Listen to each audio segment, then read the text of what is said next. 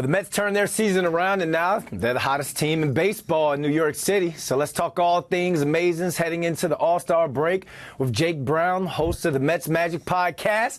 My man, I love the shirt. Looks like you're ready for break yourself. What's happening?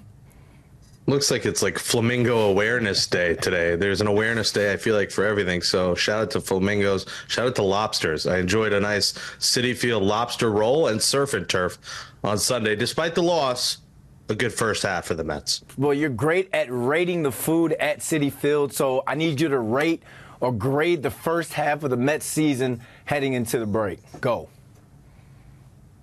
Yeah, I'd say I'd give him a B-. I think May was just so bad that it took a incredible June. It took Grimace. It took OMG. It took all this magic. It took all this Mets magic. There you go, like the podcast, to turn it around. So I'll give him a B- because a lot of guys did not perform up to par for a while. It took them a while to get going. Some guys underperformed. The bullpen has been an absolute train wreck. But the positives are this. The Mets are in the third wildcard spot. I hate to say the line, if the season ended today. Well, if the season ended today, the Mets are a playoff team, and that's what you wanted. You thought this team would compete for a wild card. That's exactly what they're doing. Francisco Alvarez has showed he's a franchise catcher. They had to play without him for a while, but when he came back, this team got it going. Jose Iglesias comes up, gets it going. Jeff McNeil has been terrible, and he's got it going in the last few days. Maybe he's starting to turn a corner here, but Jeff McNeil has to be better. Otherwise, again, bullpen bad. Starting pitching has been very solid for this team, and they've done it without Senga. And the lineup, outside of a couple of guys I mentioned, has been pretty good. Brandon Nimmo is going to probably finish with 100 RBIs. Pete Alonso has been solid. I could use a little bit more from Pete. JD has been streaky. I could use a little bit more consistency. But overall, I'll give the Mets a B-. On a good day, give them a B. All right, so you talked about that Mets magic. Where's that energy and that momentum going to come from after the break? And can they stay the hottest team in New York? It's tough because you want a break. You want the guys to get a break on their body, but you're also like, we want to keep playing. Like, we just won 5 out of 6. We've been hot. Like, getting this 4-day layover. I mean, you know, some of these guys are going on vacation. They're going to go to an island. Some of them are going to go party. So that's the downside of not having all-stars, is you don't know where they're at. But these are adults. These are grown men. I think they'll be just fine. But you want them to come back and get it going again. And, where are they going to get it from? Kodai Senga's a few weeks away here. He's looked great in rehab. The Mets did this without their ace in the first half. If Senga can come back and be the guy that he was last year, this Mets rotation gets scarier. They get maybe Fujinami from AAA. Does he get the call up here in a week or two?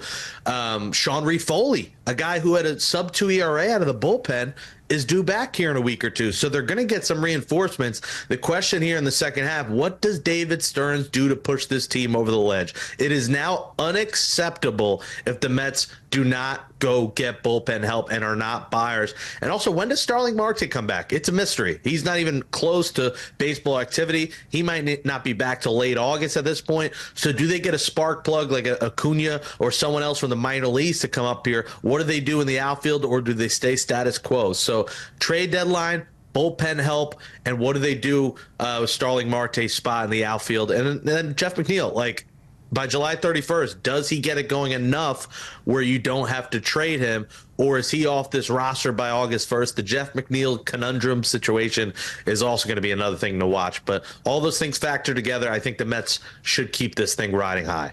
49-46 heading into the break, and like you said, May was almost like May Day. Everybody was ready to jump ship on this team. All-Star break. We got Pete Alonso making his 5th straight home run derby appearance.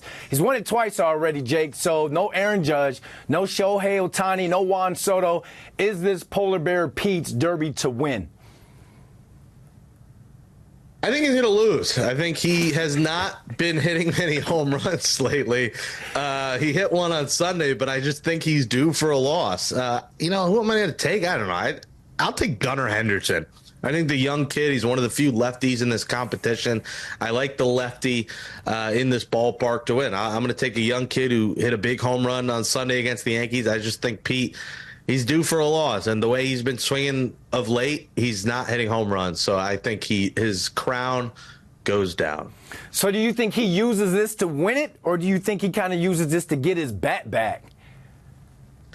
Yeah, I hope, seeing balls go over the fence gets him going for the second half, because the Mets badly need him in the middle of the lineup to be that guy.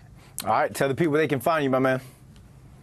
The Sick Podcast, Mets Magic, at SickPod Mets on X, and the YouTube at the Sick Podcast, Mets Magic. Follow me at Jake Brown Radio on YouTube. Subscribe, follow, and lots of food reviews and more Mets content coming. All right, thanks for hopping on, bro. Thank you.